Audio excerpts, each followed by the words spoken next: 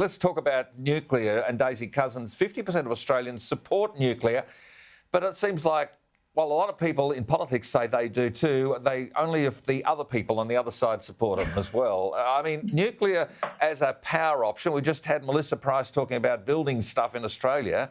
The unspoken truth was the cost of electricity in Australia is still too high. Nuclear could be the answer.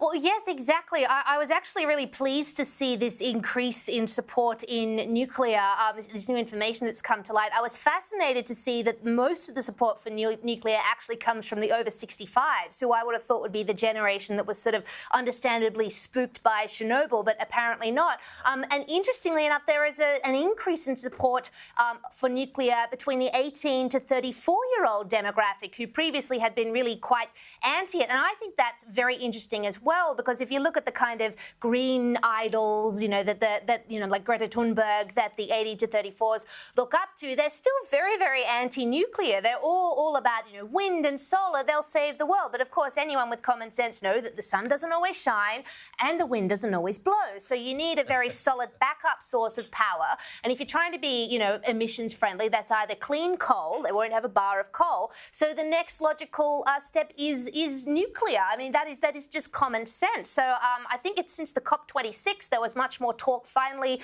about nuclear being an option. The 18 to 34s must have picked some of that up.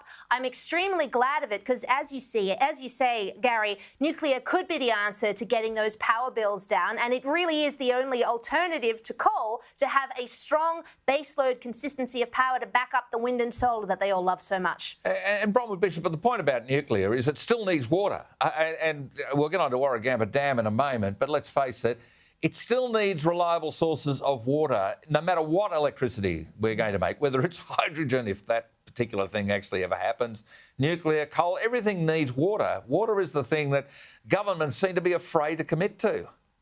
Well, they do. They are afraid of it, Gary. You're quite right. And how often have you and I talked about the need for a solid water plan to make so many arid parts of Australia just flourish? But there's just not a will. In all those years of Howard being in government, no dams got built. So when we talk about the need for nuclear, we do have to consider those other things. But of course, there are the new types of nuclear things that are coming on board. But interestingly enough, the group of people who are against nuclear most vociferously in this country are Generation X, because they were the ones who were brought up on the fear of nuclear annihilation and the whole campaign of unilateral nuclear disarmament. And it scarred them. It scarred them badly.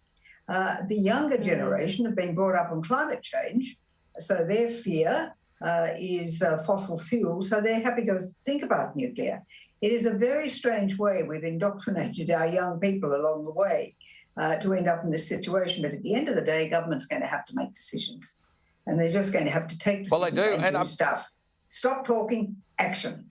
Well, I think so. And, the story out of the United States was that Betsy Ross sewed the stars on and created the first American flag. Here in Australia, it's just white. We've just put up the white flag on so many things, Bronwyn.